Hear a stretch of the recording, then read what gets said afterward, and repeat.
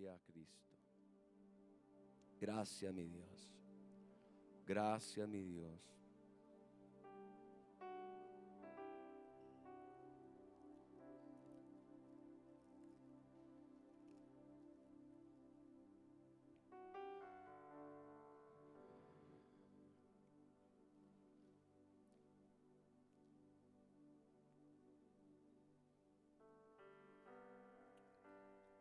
Gloria a Dios. Estamos expectantes en este día para ver lo que Dios quiere hablar, quiere tratar con nosotros. Es una realidad que Dios está trabajando continuamente en medio de su pueblo, en la vida de sus hijos, en nuestros corazones. Es importante por esto que siempre tengamos un corazón dispuesto para oír y para recibir de parte de Dios, porque Dios siempre está hablando. Dios no está en silencio, mis hermanos. Dios siempre está hablando. El Espíritu le habla a la iglesia continuamente. Las ovejas de Jesús oyen su voz continuamente.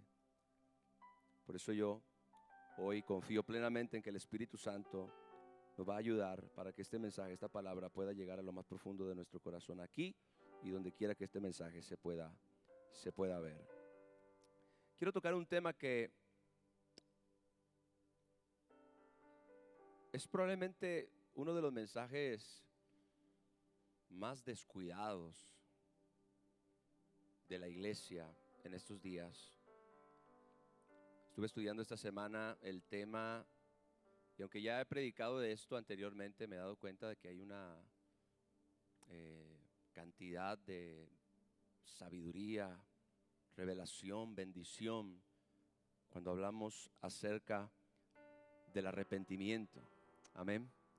Diga conmigo, el arrepentimiento, el mensaje rechazado, pero necesario. Yo le voy a explicar, usted va a comprender hoy muchas cosas que son bien importantes para la vida diaria y para la vida cristiana. Acompáñeme por favor al Evangelio de Mateo capítulo 4, verso 17. He orado al Señor que no me permita predicar este mensaje de manera religiosa, sin gracia y sin amor. Confío en que Él me va a ayudar. ¿Cuántos creen que el Espíritu Santo nos ayuda? Gloria al Señor. Desde entonces comenzó Jesús a predicar y a decir: arrepiéntanse, porque el reino de los cielos se ha acercado.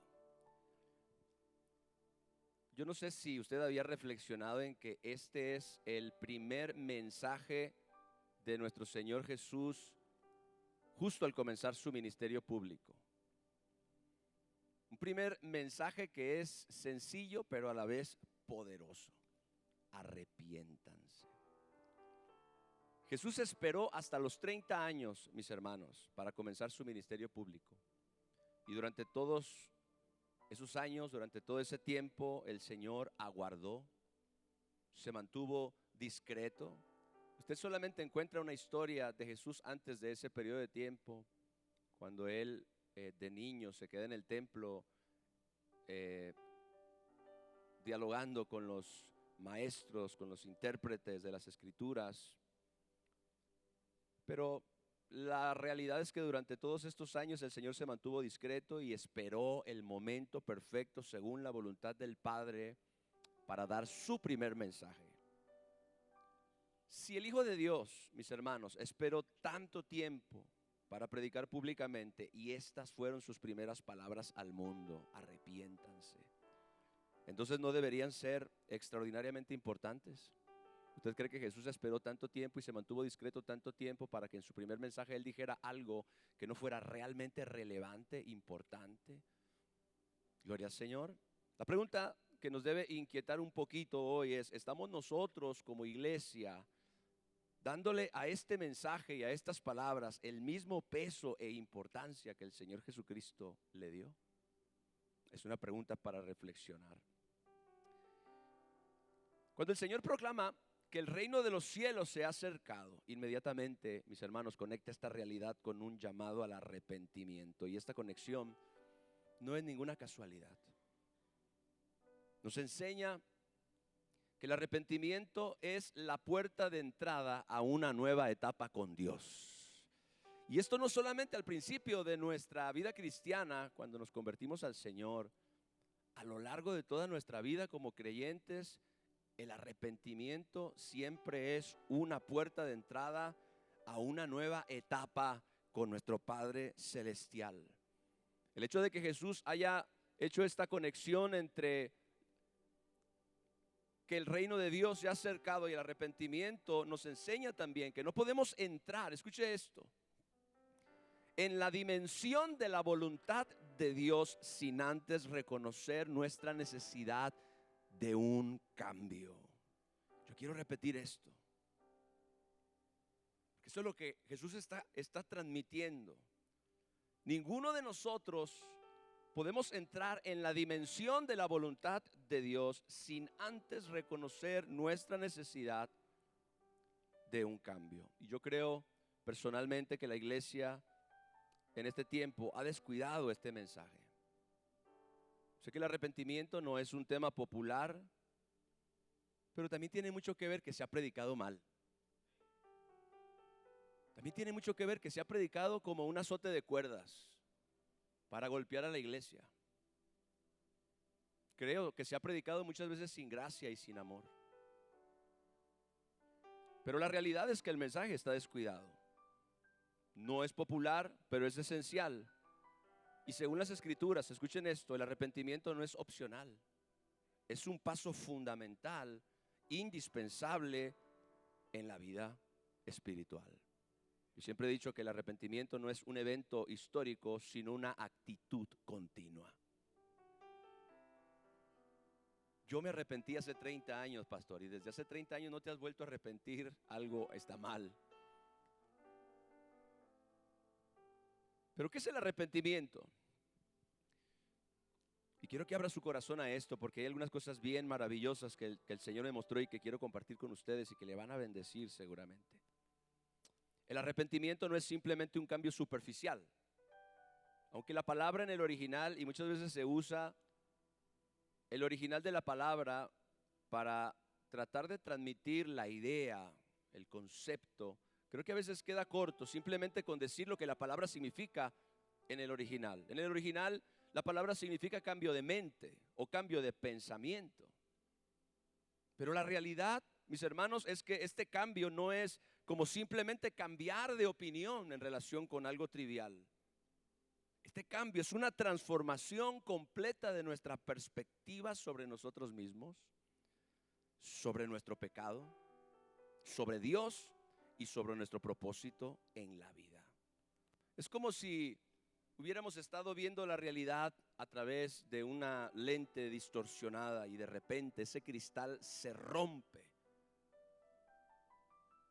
y nos permite ver con claridad por primera vez. Este cambio de perspectiva produce inevitablemente un cambio de dirección.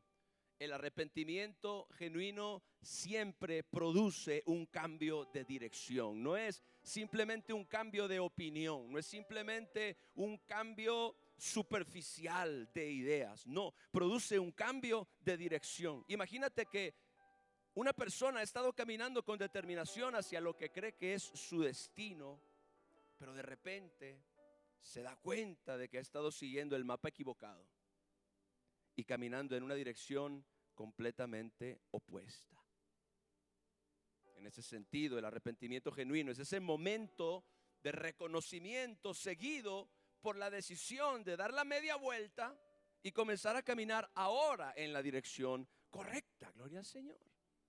Básicamente eso es el arrepentimiento a grandes rasgos. Vamos a ir cada vez más profundo, nos vamos a sumergir.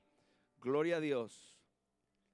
Ahora, y esto es bien importantísimo, algo crucial que tú debes comprender con relación al arrepentimiento es que no es algo que tú puedas generar por ti mismo simplemente porque decidas hacerlo. Hay una gran confusión en este punto, mis hermanos. tú no te puedes arrepentir simplemente cuando tú quieres. Eso es lo que la gente cree y es una idea muy, pero muy peligrosa. Llegamos a pensar que el arrepentimiento es simplemente una decisión y es mucho más que eso.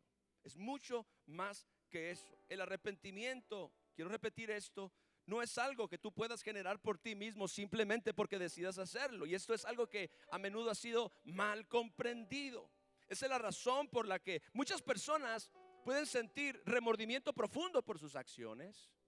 Pueden llorar inclusive por sus errores e incluso pueden intentar cambiar su comportamiento, pero nunca experimentan la transformación verdadera que caracteriza el arrepentimiento bíblico. Nunca realmente experimentan una transformación profunda. Ahora, la diferencia crucial radica en el origen de esta convicción. Mire esto. Cuando el apóstol Pablo escribe a los Corintios en 2 de Corintios 7:10, él habla de dos tipos de tristeza. Él habla de la tristeza según el mundo y él menciona también la tristeza que es según Dios.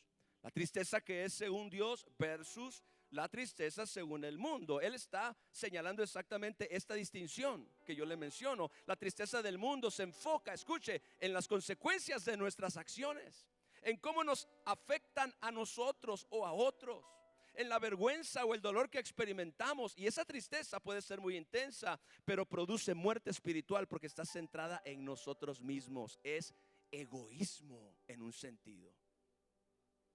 Mire, en contraste, la tristeza según Dios es producida por el Espíritu Santo y nos lleva a ver nuestro pecado desde la perspectiva divina. No solo vemos que hemos causado daño o que hemos cometido errores, sino que reconocemos que hemos ofendido a un Dios santo y amoroso y que hemos violado su diseño perfecto para nuestras vidas. Esta perspectiva divina es lo que transforma el simple remordimiento en arrepentimiento genuino. Piense ahora en la diferencia entre un niño que se siente mal porque lo castigaron por romper algo valioso y un niño que se siente mal porque comprende que desobedeció a sus padres, que lo aman y que establecieron reglas para su bien. El primer niño está enfocado en las consecuencias que experimenta él mismo. El segundo niño está comenzando a entender algo sobre las relaciones, la confianza y el amor. Y esta segunda perspectiva es la que puede llevar a un cambio real de corazón. El mejor ejemplo de esto, mis hermanos, es Judas Iscariote. Quiero que usted entienda esto. Él experimentó un remordimiento bien intenso después de traicionar a Jesús. Dice la Biblia que en Mateo 27:4, inclusive fue y devolvió las 30 piezas de plata que habían sido el precio de su traición. Dice que arrepentido fue y devolvió las 30 piezas de plata diciendo: yo he pecado entregando sangre inocente. Mas ellos dijeron: ¿qué nos importa a nosotros, allá tú? Mire cómo la religión te mete el pie y no te ayuda. Él experimentó remordimiento, devolvió las 30 piezas de plata e inclusive confesó: he pecado entregando sangre inocente. Sin embargo, su remordimiento no lo llevó al arrepentimiento genuino, sino a la desesperación y finalmente al suicidio. Esto sugiere que reconocer intelectualmente el pecado e incluso sentir dolor por él no constituye por sí mismo el arrepentimiento bíblico. Él se sintió mal. Se sintió mal por él. Cayó en desesperación y finalmente se quitó la vida. Judas representa el remordimiento sin arrepentimiento genuino. Cuando ve las consecuencias de su traición, se arrepiente, devuelve el dinero y confiesa: yo he pecado, he entregado sangre inocente. Sin embargo, su respuesta final es la desesperación y el suicidio. Hay una tristeza según el mundo y hay una tristeza según Dios.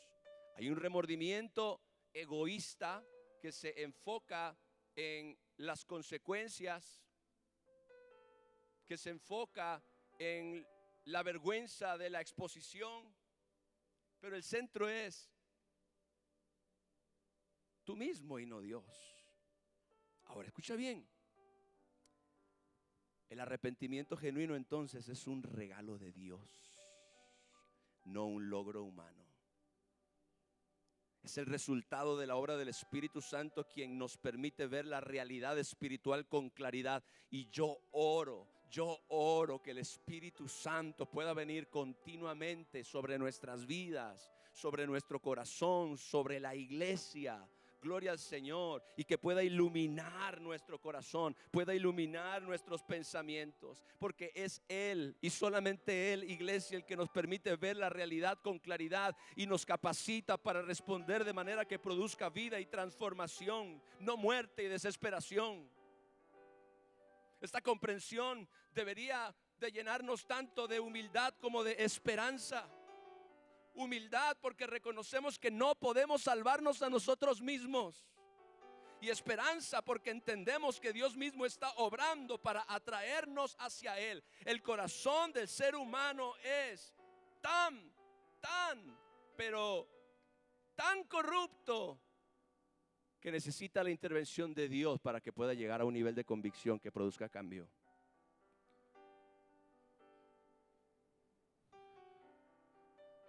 Tú no lo sabes, pero tu propio corazón es tan engañoso que si no fuera porque el Espíritu Santo te atrae, tú nunca lo buscarías.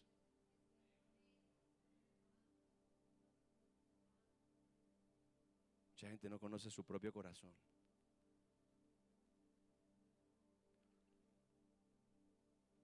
El arrepentimiento es entonces, escuche, la respuesta de la voluntad humana a la convicción activa del Espíritu Santo de Dios. Es una sinergia, es una cooperación. Mis hermanos, si el Espíritu Santo no te trae convicción, nunca te vas a arrepentir genuinamente. Si el Espíritu Santo no viene sobre ti para traer luz y mostrar la oscuridad que habita en tu propio corazón, tú nunca vas a correr a Dios a buscar su misericordia y su gracia y su perdón. Necesitamos desesperadamente la ayuda del Espíritu Santo, mis hermanos. Esa es la razón por la que no solamente no podemos descuidarlo, sino que tenemos que amarlo y tenemos que cultivar su presencia continuamente. ¿Te das cuenta por qué ahora, cuando el Espíritu Santo se ha quitado de la tierra, no habrá más oportunidad de arrepentimiento? ¿Te das cuenta que cuando tú contristas al Espíritu Santo estás corriendo un terrible riesgo en tu propia vida? ¿Te das cuenta que tu corazón y tu conciencia se pueden cauterizar ignorando la voz y la dirección del Espíritu Santo y entonces no recibir más esa convicción amorosa que te lleva al arrepentimiento? Hay cristianos que están jugando con fuego.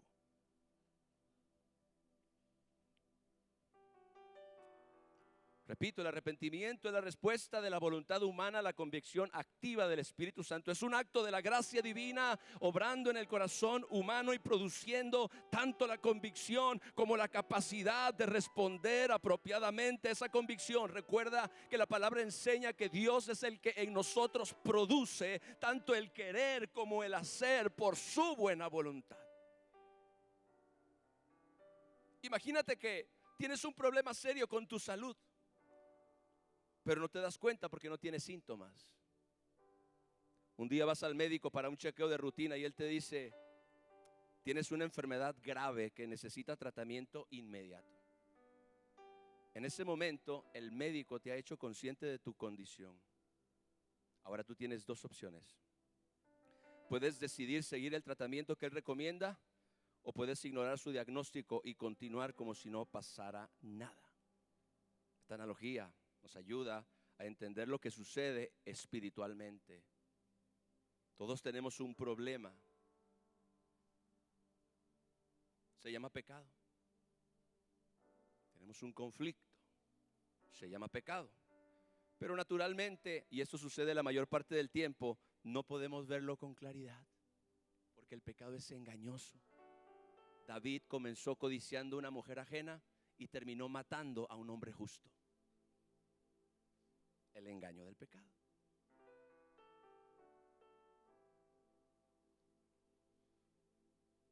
El pecado es un problema, pero no podemos verlo con claridad muchas veces, o entender qué tan serio es realmente.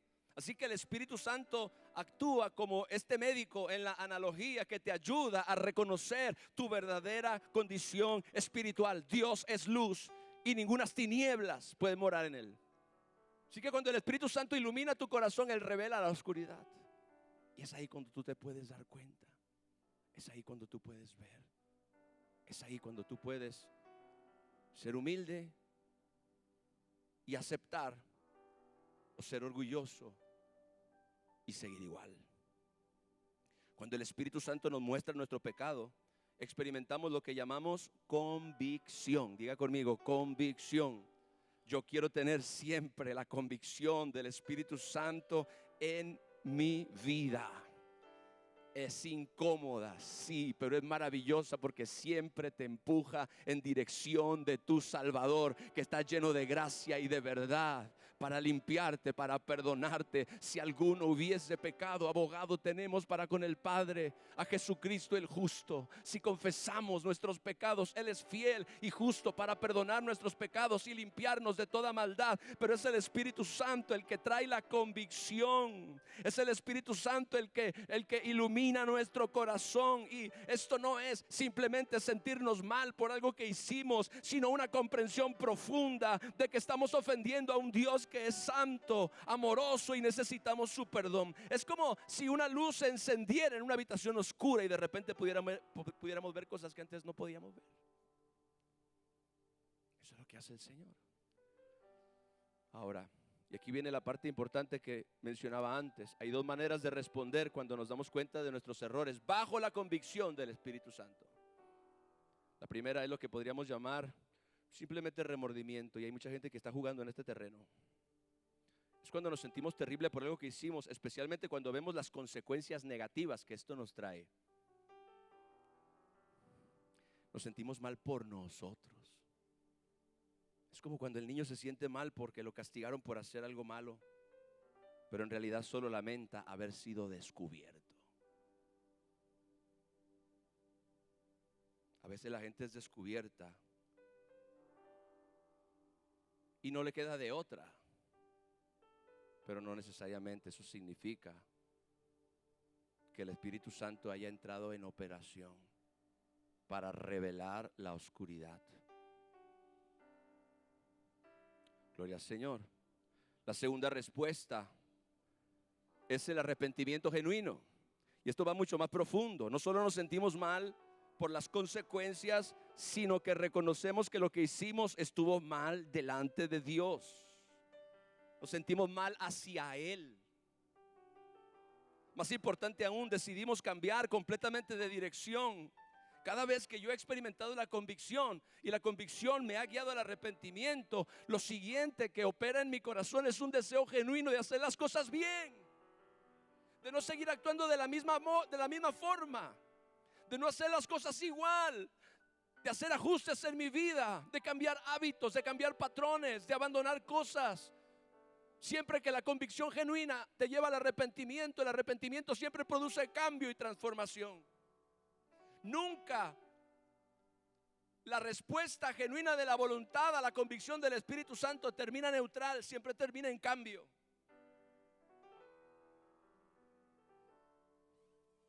Como decía hace un momento, es como cuando de repente te das cuenta que has estado caminando por un camino incorrecto. ¿Cómo tú vas a darte cuenta? Decía Dios de la gente de Nínive: esta gente no sabe distinguir cuál es su mano derecha y cuál es su mano izquierda. ¿Tú crees que van a saber la condición espiritual de su vida? Por eso Él envía al profeta Jonás a predicar. ¿Y qué predicó? Arrepiéntanse. Y aquí a 30 días dijo: Nínive será destruida. ¿Y sabes por qué todo el pueblo se humilló desde el rey? Porque el Espíritu Santo de Dios estaba en las palabras del profeta. El Espíritu usó las palabras de Jonás para llevar a lo más profundo el mensaje a su corazón y producir tal convicción. Dice la palabra de Dios que el mismo rey rasgó sus vestidos, se vistió de ropas ásperas y se echó ceniza en la cabeza en señal de duelo y arrepentimiento, y convocó a un arrepentimiento masivo de toda la ciudad, de toda la nación. Y se pusieron a humillar. Dijeron: humillémonos, echemos toda maldad en nuestras manos. Hubo cambios dramáticos como resultado. El cambio fue tan dramático que cuando Jonás se sube a un monte para esperar a ver la destrucción de la ciudad, ni él mismo confiaba que esa gente se iba a arrepentir, pero la convicción del Espíritu Santo es poderosa. No sé cómo hay gente que resiste a su influencia muchas veces, o a su voz. Claro, a veces su voz viene a través de los labios de un profeta o de un ministro,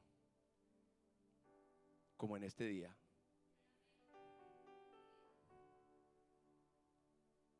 La diferencia clave entre estos dos ejemplos es esta: el simple remordimiento se enfoca en nosotros mismos y en cómo nos sentimos. El arrepentimiento genuino se enfoca en Dios y en nuestra relación con Él. El remordimiento puede llevarnos a la desesperación, pero el arrepentimiento genuino nos lleva al perdón y a una vida renovada. Por eso, mis hermanos, para que este arrepentimiento genuino suceda, necesitamos la ayuda del Espíritu Santo. No podemos producirlo por nosotros mismos, así como no podemos diagnosticar nuestra propia enfermedad espiritual sin ayuda divina. Hay tanta gente que cree que al borde de la muerte va a arrepentirse y le va a pedir perdón a Dios y se va a reconciliar con Dios. Ay, mis amados hermanos, si estuviste ignorando la voz del Espíritu Santo toda tu vida, ¿crees que el día donde tú crees que vas a morir, tu corazón va a estar preparado para ceder humildemente ante la convicción del Espíritu Santo?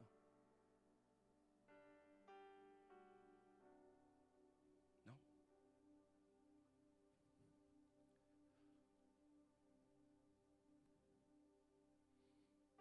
Aleluya. No podemos producirlo por nosotros mismos. El Espíritu Santo no solo nos muestra el problema, sino que también nos da la capacidad y el deseo de responder de manera correcta. Piénsalo de esta manera: si alguien que no sabe nadar se está ahogando, no puede salvarse a sí mismo sin importar cuánto lo desee. Yo estuve a punto de ahogarme en el mar hace muchos años, en mi adolescencia. Y es una lucha que no puedes ganar a menos que alguien te rescate. Cuando ya había perdido mis fuerzas, cuando ya había tragado demasiada agua y comenzaba a hundirme porque ya había luchado todo lo que podía, de repente sentí que una mano me agarró y me sacó y me llevó a la playa y me dejó ahí. Y cuando pude recuperar el aliento y comencé a mirar a mi alrededor para ver quién me había sacado, no había nadie. ¿Quién fue? No lo sé hasta el día de hoy. Quizá fue Miguel, un amigo que tengo que se llama Miguel.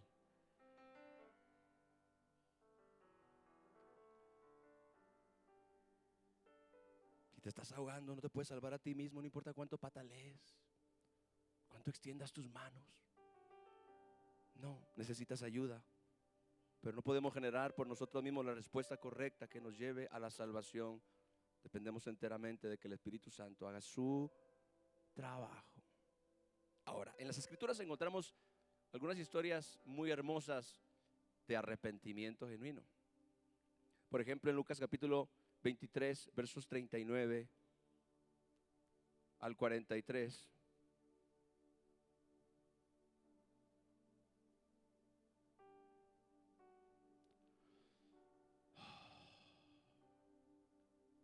Gloria a Dios.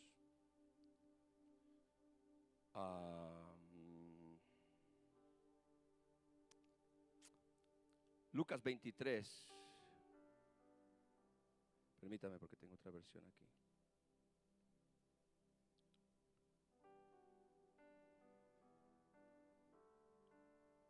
Verso 39, y uno de los malhechores que estaban colgados le injuriaba. Recuerden que nuestro Señor Jesucristo fue crucificado con dos personas más. Una a su derecha y otra a su izquierda. Dice, uno de los malhechores que estaba colgado le injuriaba diciendo: si tú eres el Cristo, sálvate a ti mismo y a nosotros. Respondiendo el otro le reprendió diciendo: ni aún temes tú a Dios estando en la misma condenación. Nosotros a la verdad justamente padecemos, oiga, justamente padecemos porque recibimos lo que merecieron nuestros hechos. Mas ningún mal hizo. Y dijo a Jesús: acuérdate de mí cuando vengas en tu reino.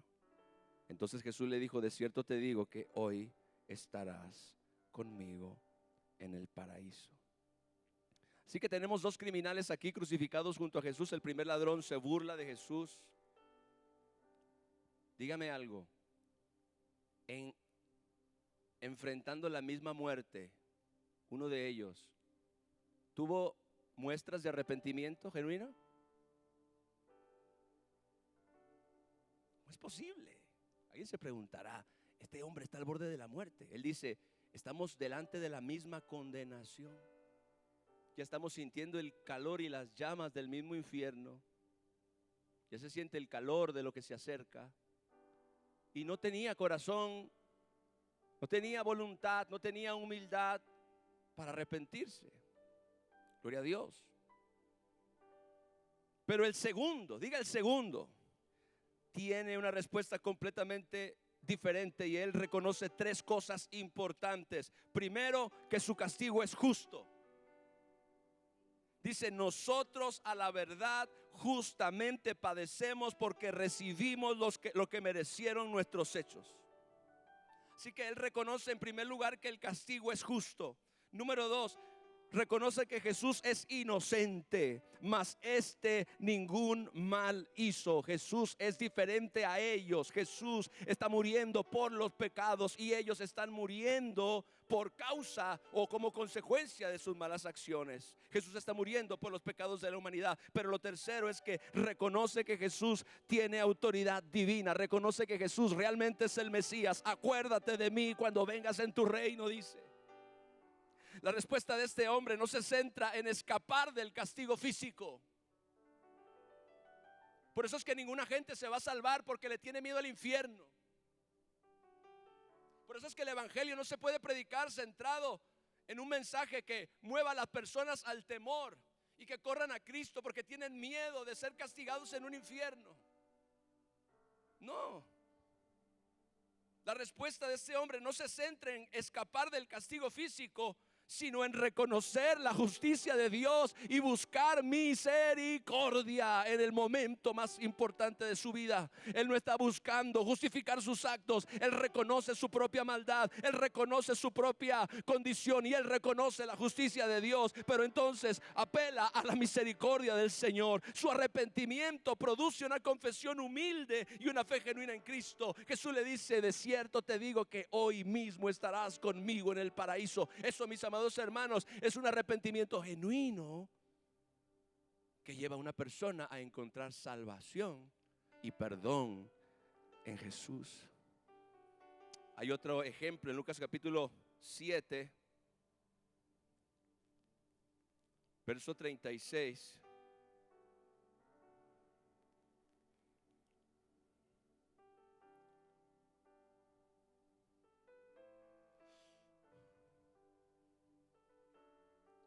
Uno de los fariseos rogó a Jesús que comiese con él, y habiendo entrado en casa del fariseo se sentó a la mesa. Y entonces una mujer de la ciudad, que era pecadora, al saber que Jesús estaba en la mesa en casa del fariseo, trajo un frasco de alabastro con perfume, y estando detrás de él a sus pies, llorando,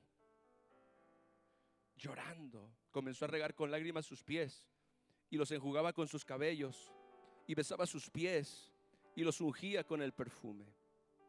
Cuando vio esto el fariseo que le había convidado, dijo para sí, si fuera profeta, conocería quién y qué clase de mujer es la que le toca, que es pecadora.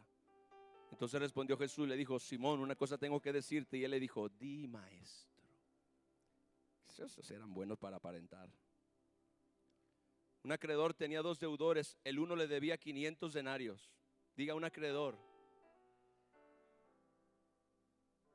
Un acreedor tenía dos deudores, y uno le debía 500 denarios y el otro 50, y no teniendo ellos con qué pagar, perdonó a ambos. Di pues, ¿cuál de ellos le amará más? Respondiendo Simón Pedro dijo, pienso que aquel a quien perdonó más. Y él le dijo, rectamente has juzgado. Y vuelto a la mujer, dijo, Simón, ¿ves esta mujer? Entré en tu casa y no me diste agua para mis pies, mas esta ha regado mis pies con lágrimas y los ha enjugado con sus cabellos. No me diste beso, mas esta desde que entré no ha cesado de besar mis pies. No ungiste mi cabeza con aceite, mas esta ha ungido con perfume mis pies, por lo cual te digo que sus muchos pecados les son perdonados. En ese momento, cuando Jesús pronuncia esa palabra, esta mujer en el piso llorando, quebrantada delante de los pies de Jesús, sintió que una tremenda carga era quitada de sus hombros.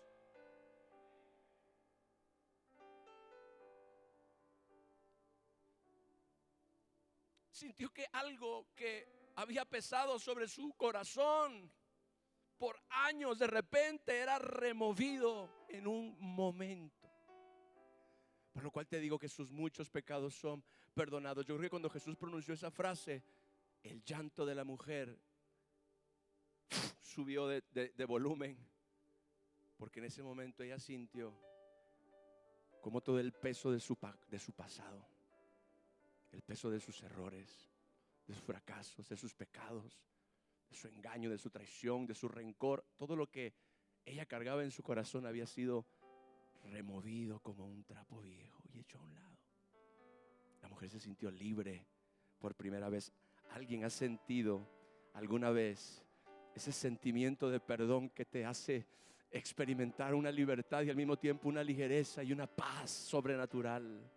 Cuando tú sabes, porque sabes que realmente has experimentado el perdón de Dios, has estado en la presencia, has llorado a los pies del Rey y el Señor ha tenido misericordia de ti y te ha perdonado tus pecados y te ha lavado de toda maldad, y tú sientes como que una carga te fue quitada y ahora te sientes completamente diferente.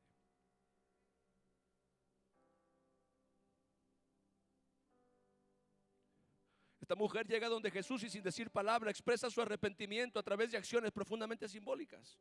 Llora tanto que sus lágrimas mojan los pies de Jesús, los seca con su cabello, apenada, no tiene más en las manos, no tiene un trapo.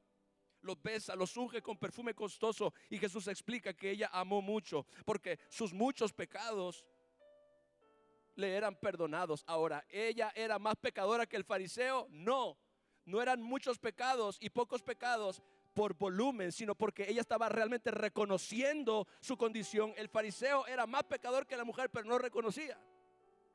O sea que no era mucho pecado o poco pecado delante de los ojos de Dios, sino delante de los ojos de ellos mismos. El hombre se sentía como un santo, pero era más vil pecador que la mujer. Él pensaba que no tenía una gran deuda con Dios, por eso no clamaba por la misericordia y el perdón. Pero su respuesta, la respuesta de esta mujer, revela varios elementos clave: reconocimiento profundo de su condición pecaminosa, expresado en el llanto. También Pedro fue y lloró amargamente cuando se arrepintió. También muestra humildad extrema al usar su cabello para secar los pies en un gran acto de humillación. Ella reconoce su condición, ella sabe que el que está ahí es poderoso para perdonarla, y ella, como Juan el Bautista, dice: yo ni siquiera soy digno de desatar encorvado la correa de su calzado, y sin embargo estoy sintiendo su amor y su gracia ahora mismo. Aleluya. Una gratitud costosa. El perfume era muy valioso. Ese perfume, ¿sabe usted que se guardaba? Las mujeres lo guardaban para el día de su boda. Un perfume de nardo puro, de mucho precio, que había costado una pequeña fortuna y que en la época y en las tradiciones judías se guardaba para el día de la boda. Ese perfume era exclusivamente para ponerse el día de la boda. Pues ella lo agarró y lo derramó sobre nuestro Señor. Y adoración genuina, besar los pies, era un acto de reverencia total. Hay otro ejemplo también en Lucas capítulo 19.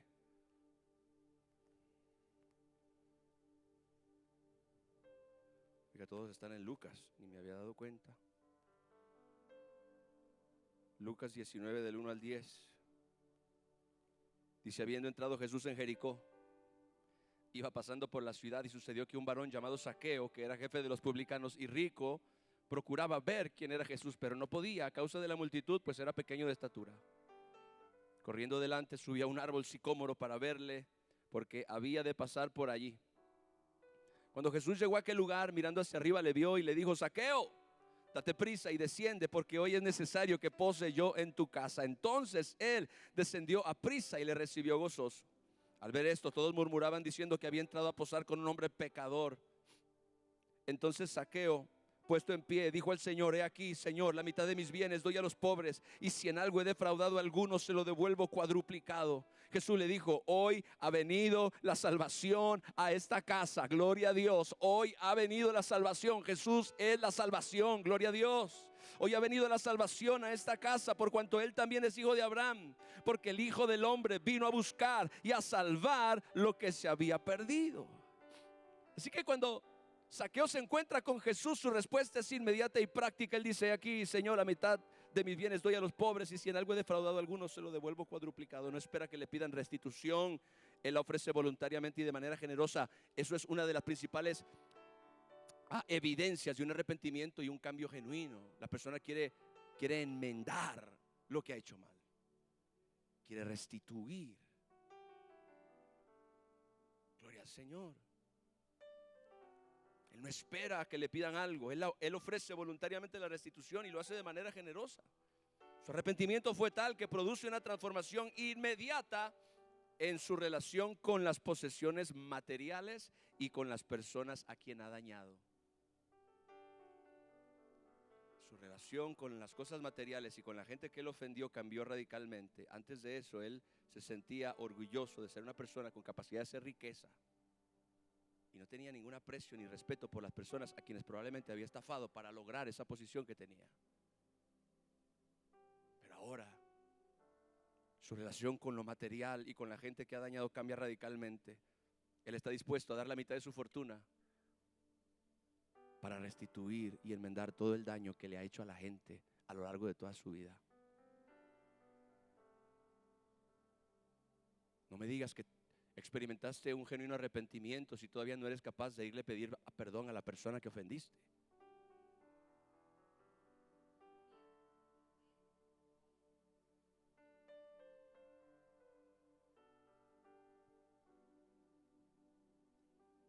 Su arrepentimiento, esto me impacta tanto, produjo una transformación inmediata en su relación con las posesiones materiales y con las personas a quienes había dañado.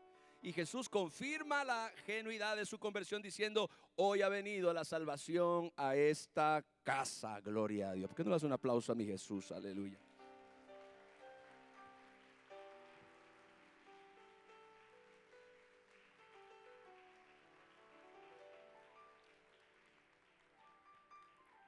Lucas, oiga ese Lucas. No estaba tan Lucas. Lucas 22, 54.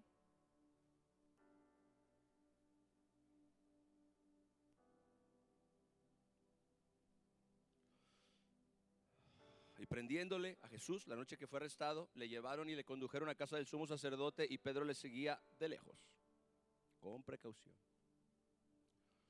Y habiendo ellos encendido fuego en medio del patio, se sentaron alrededor, y Pedro se sentó también entre ellos. Pero una criada, al verle sentado al fuego, se fijó en él y dijo: también este estaba con él. Pero él lo negó diciendo: mujer, no lo conozco. Un poco después, viéndole otro, dijo: tú también eres de ellos. Y Pedro dijo: hombre, no lo soy. Como una hora después, otro afirmaba diciendo: verdaderamente también este estaba con ellos, porque él es Galileo. Y Pedro dijo: hombre, no sé lo que dices. Y enseguida, mientras él todavía hablaba, el gallo cantó. Y esta es esa mirada que yo nunca hubiera querido tener con el Señor Jesús. Vuelto al Señor, miró a Pedro. Recuerde, en ese momento Jesús está siendo abofeteado, está siendo humillado públicamente. Y justo en ese momento, él, experimentando todo ese maltrato, mira hacia una dirección, y la mirada de Pedro y la mirada de Jesús se encuentran.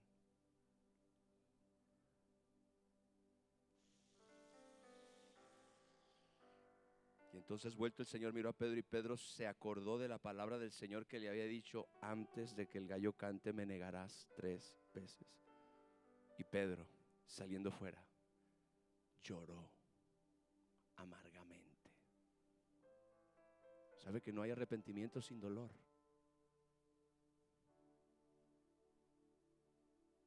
si no te dolió, no fue arrepentimiento.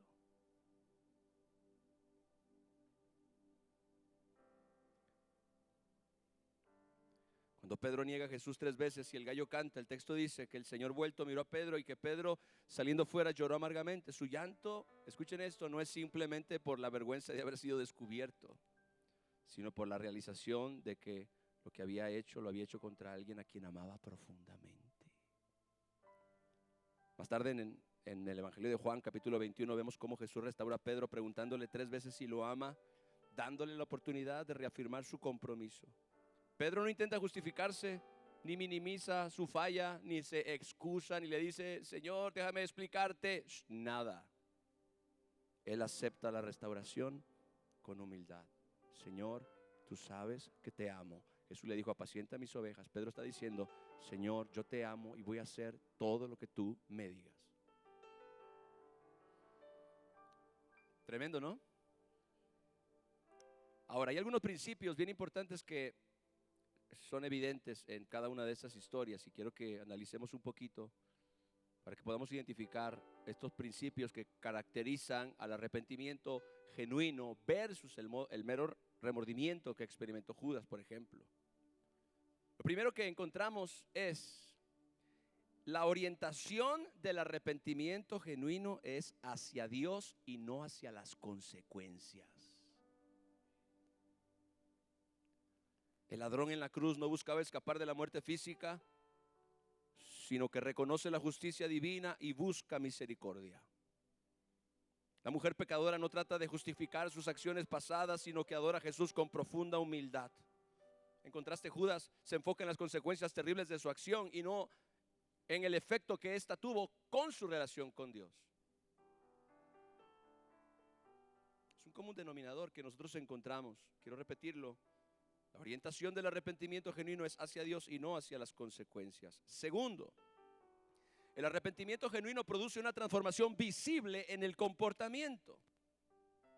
Si no hay cambios, no hubo arrepentimiento. Zaqueo inmediatamente cambia su relación con el dinero y las personas. La mujer pecadora expresa su amor a través de acciones costosas y humildes. Pedro, después de su restauración, se convierte en un líder valiente de la iglesia primitiva. El arrepentimiento verdadero no solo es un sentimiento interno, sino que se manifiesta en cambios concretos en nuestra vida. Hay cambios genuinos después del verdadero arrepentimiento. Hay cambios genuinos después de un arrepentimiento honesto. Cambios evidentes. Tercero, y esto es quizá lo que más nos cuesta, hay una aceptación total de la responsabilidad personal sin excusas ni justificaciones. Cuando tú te encuentras continuamente justificando, excusando el pecado, es evidente que no hay un genuino arrepentimiento. Cuando tú dices, es que por esto, por aquello, por lo otro, por esto, por lo otro, culpar al otro, esto. No. Hay una aceptación total de la responsabilidad. David dijo en el Salmo 53, Padre, contra ti solo he pecado y he hecho lo malo delante de tus ojos. Él no dijo, Betsabé se estaba bañando desnuda en la azotea de su casa. Él no dijo, la carne es débil. Él no dijo, yo soy hombre y tengo sentimientos. Él no dijo, Dios sabe que yo necesito ser feliz.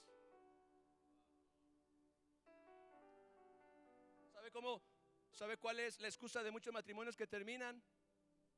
Yo tengo derecho a ser feliz. Quiero decirle que va a haber mucha gente feliz en la tierra que va a sufrir eternamente en el infierno.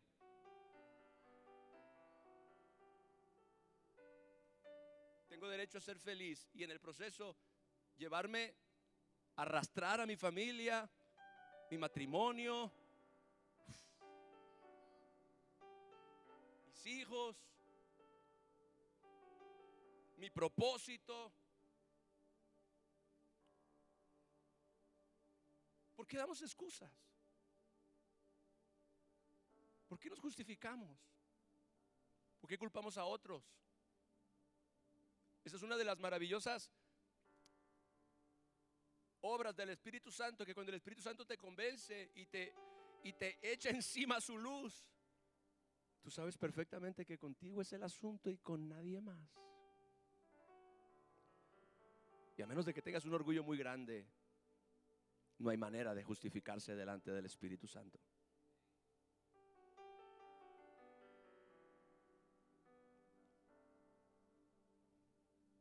Hay una aceptación total. Cada personaje genuinamente arrepentido acepta completamente su culpa. El ladrón dice que recibe lo que merecieron sus hechos. Pedro no intenta explicar por qué no a Jesús. Zaqueo no minimiza sus fraudes pasados. Y esta aceptación contrasta con la tendencia humana natural de justificar, de minimizar o de culpar a otros por nuestros propios errores.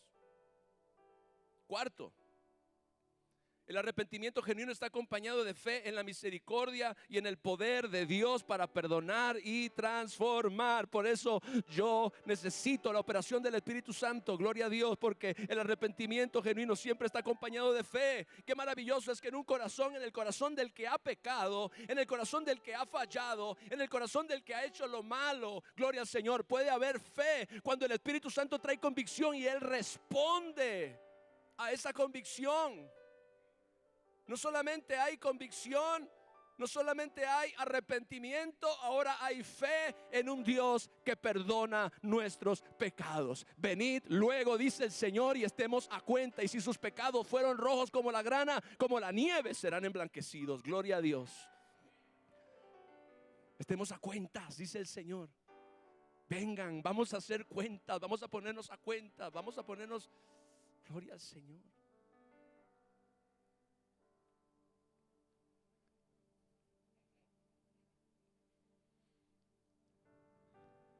El ladrón confía en que Jesús puede recordarlo en su reino. La mujer pecadora busca a Jesús creyendo que Él puede ofrecerle lo que necesita. Zaqueo actúa con la confianza de que su encuentro con Jesús marca un nuevo comienzo. Esta fe es lo que distingue el arrepentimiento del simple remordimiento, que solo ve el problema que causó, pero no la solución. Qué maravilloso es, me parece asombroso que el arrepentimiento involucra fe.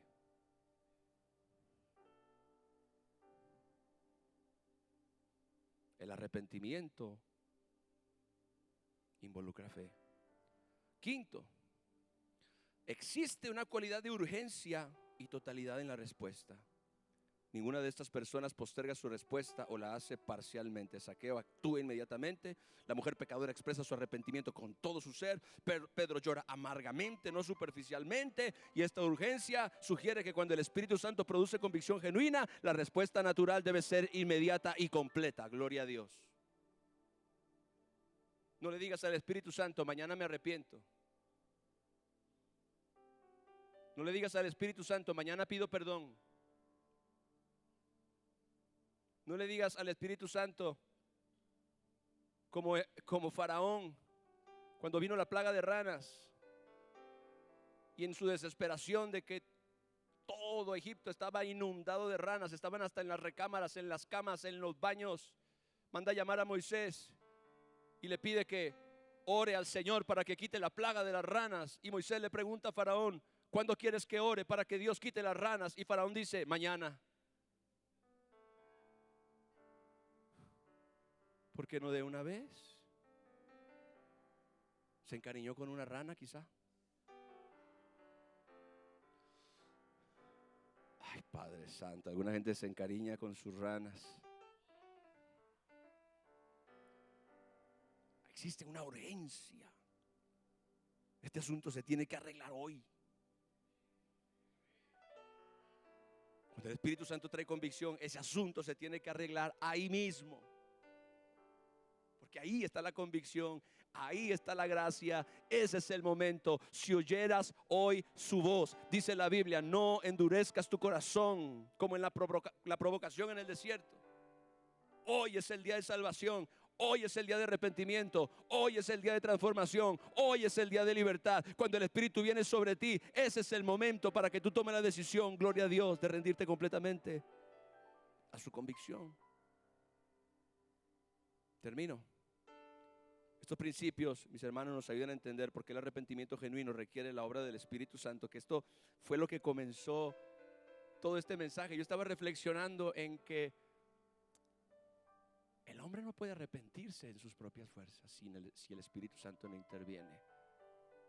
Y cuando ese pensamiento me vino, yo comencé a leer la Biblia, comencé a estudiar, comencé a escribir, porque es algo hermoso. El Espíritu Santo es un participante activo en el acto del arrepentimiento. Entonces tenemos que entender por qué el arrepentimiento genuino requiere la obra del Espíritu Santo. La capacidad de ver nuestro pecado desde la perspectiva de Dios y de responder con fe en lugar de desesperación, y de experimentar una transformación real de corazón. No son cosas que podamos producir por nosotros mismos. Son el resultado de la obra sobrenatural de Dios en nuestros corazones. Inclina tu rostro ahí. Espíritu Santo, te damos muchas gracias. Te damos muchas gracias, Señor.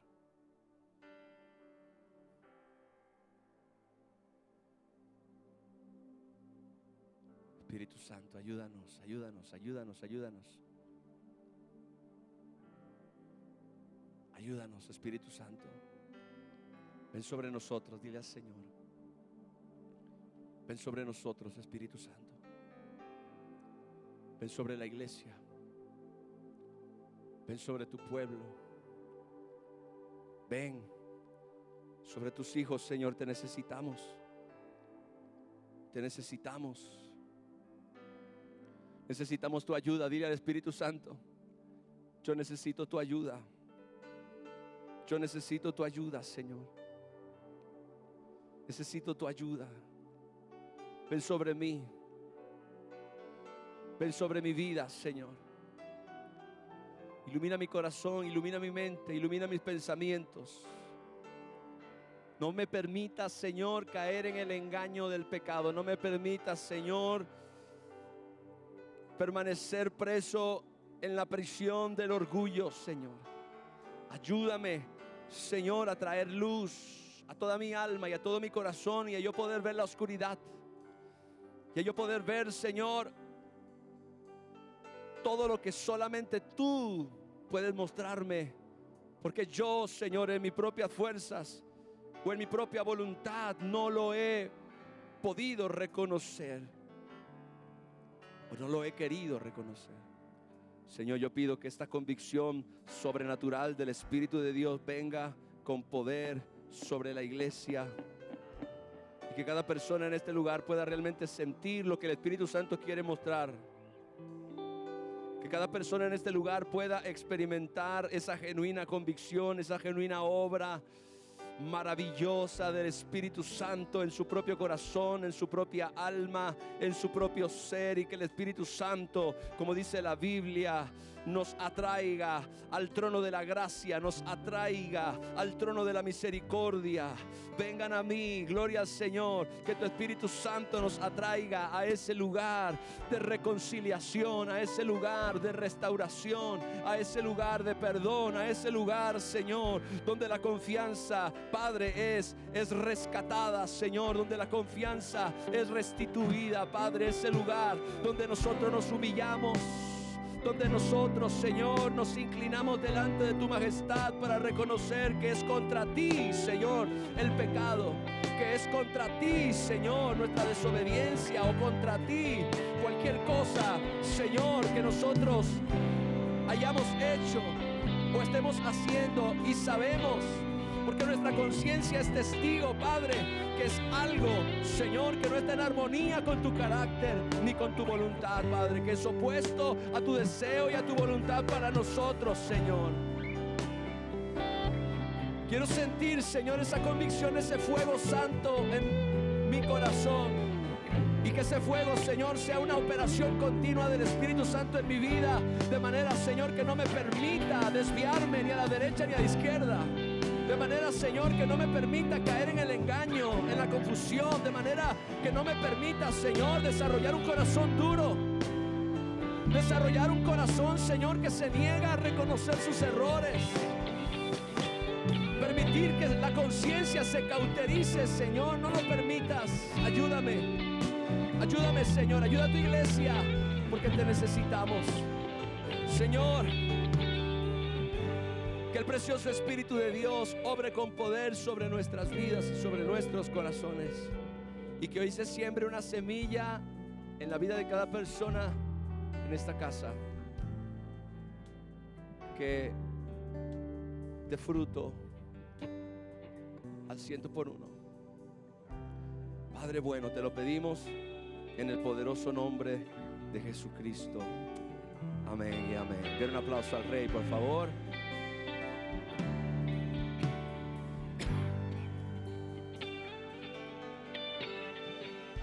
Mi espíritu y mi alma se están llenando con el poder del Espíritu Santo. Mi vida nunca más será igual. Mi espíritu y mi alma se están llenando con el poder del Espíritu Santo. Mi vida nunca más será igual. Sí, Señor, te damos gracias. Te damos gracias. ¿Cuántos reciben la palabra con mansedumbre? ¿Cuántos atesoran la palabra como una perla de gran precio en su corazón? Créame, este mensaje no es popular, pero es uno de los más importantes que existen. Guárdelo como un tesoro, guárdelo como un tesoro. Usted va a escuchar muchas cosas en este tiempo que aparentemente van a contradecir o a debilitar la verdad del arrepentimiento. No acepte ninguna de esas cosas. El arrepentimiento es una obra continua, es una actitud continua de nuestro corazón, no solamente un evento histórico en algún momento.